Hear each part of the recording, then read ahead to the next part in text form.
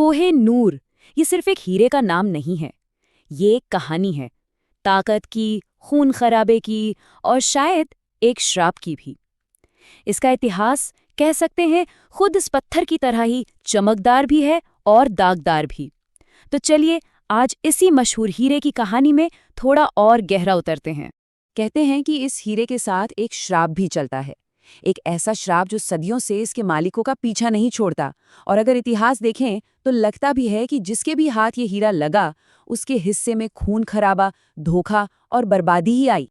और शायद इसी श्राप की वजह से आज ये हीरा जो टावर ऑफ लंदन में रखा है उसे सिर्फ और सिर्फ ब्रिटिश शाही परिवार की महिलाओं ने ही पहना है। मान्यता यही है कि अगर किसी पुरुष ने इसे पहना तो उसका दुर्भाग्य तय है।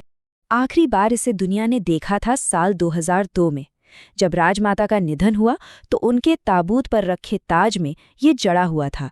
तब से लेकर आज तक ये टावर ऑफ लंदन के ज्वेल हाउस में नुमाइश के लिए रखा है, अपनी तमाम कहानियों के साथ। तो ये हीरा आखिर लंदन पहुंचा कैसे?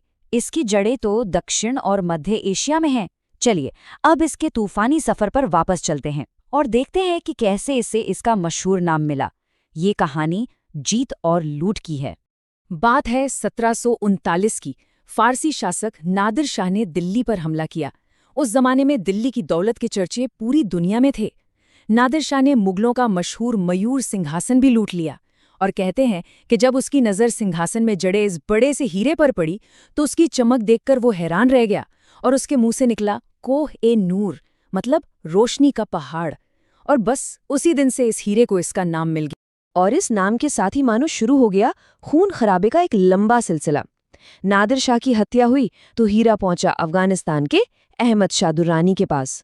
फिर वहां से इसे सिख साम्राज्य के महाराजा रणजीत सिंह ने हासिल किया। कहा जाता है कि अफगान शासक शाह शुजा से इसे जबरदस्ती छीना गया था। मतलब हर बार जब ये हीरा एक हाथ से दूसरे हाथ गया तो अपने पीछे सिर्फ हिंसा और धोखे की कहानियां छोड़ गया। और इसकी कीमत, खैर उसकी तो कोई कल्पना भी नहीं कर सकता था। शाह शुजा दुर्रानी की पत्नी वफा बेगम के शब्द ही इसकी कीमत बताते हैं। तो समझ सकते हैं कि ये सिर्फ एक पत्थर नहीं था, ये एक ऐसी दौलत थी जिसकी कोई कीमत ही नहीं थी। अब आते हैं कहानी के सबसे विवादास्पद हिस्से पर, वो हिस्सा जब ये हीरा अंग्रेजों के हाथ लगा। एक ऐसी घटना जिस पर आज तक सवाल उठाए जाते हैं। देखिए, जब तक शेरे पंजाब महाराजा रणजीत सिंह जिंदा थे सिख साम्राज्य मजबूत था, लेकिन उनकी मौत के बाद साम्राज्य बिखरने लगा। गद्दी पर बैठाया गया उनके सबसे छोटे बेटे, सिर्फ 10 साल के दलीप सिंह को, और बस इसी कमजोर घड़ी का फायदा अंग्रेजों ने उठाया। अब यहाँ पर कहानी के दो पहलू सामने आते हैं। अंग्रेजों का कहना है कि कोह-ए-नूर उन्हें 1849 की लाहौर संधि के तहत कानूनी तौर पर दिया गया था, लेकिन दूसरा पक्ष कहता है कि एक 10 साल का बच्चा जिसकी मां कैद में हो और जिसका पूरा साम्राज्य जंग हार चुका हो, उससे किसी संधि पर दस्तखत करवाना, क्या वो सच में एक तोहफा था या फिर एक तरह की जबरदस्ती? और उस बच्चे का क्या हुआ? कोह-ए-नूर के आखिरी भारतीय मालिक दलीप सिंह की कहानी बहुत ही दर्दनाक है। महज 15 साल की उम्र में उन्हें अपनी जमीन से दूर इंग्लैंड भेज दिया गया। वहां उनका धर्म बदलवाया गया और उन्होंने अपनी बाकी की जिंदगी एक तरह से देश निकाला झेलते हुए गुजारी, और अंत पेरिस के एक होटल में गरीबी में हुआ। तो कोह-ए-नूर ब्रिटेन पहुंच गया, और वहां पहुंचकर इसका सिर्फ हुलिया ही नहीं बदला, इसका मतलब ही बदल गया। अब ये पूरब का कोई अनमोल खजाना नहीं था, बल्कि ये ब्रिटिश साम्राज्य की ताकत का, उसकी जीत का एक जबरदस्त प्रतीक बन चुका था। लेकिन एक दिलचस्प बात हुई। 1851 में जब इसे लंदन की एक बड़ी नुमाइश में रखा गया तो ब्रिटिश पब्लिक को ये कुछ खास पसंद नहीं आया। उन्हें लगा कि इसकी मुगल स्टाइल कटिंग में वो चमक दमक ही नहीं है। कुछ लोगों ने तो इसे कांच का एक मामूली टुकड़ा तक कह दिया। अब इस तरह की बातों से शाही परिवार पर दबाव बनना ही था, तो महारानी विक्टोरिया के पति प्रिंस एल्बर्ट ने फैसला किया कि हीरे को दोबारा तराशा जाएगा ताकि उसमें और चमक आ सके। ये एक बहुत ही मुश्किल और जोखिम भरा काम था। डच एक्सपर्ट्स को बुलाया गया, 38 दिन लगे और आखिरकार हीरे को एक नया चमकदार रूप मिला। लेकिन इस चमक की एक कीमत थी। हीरे ने अपना असली ऐतिहासिक रूप हमेशा के लिए खो दिया। पता है, जब ये हीरा ब्रिटेन पहुंचा था तो इसका वजन कितना था?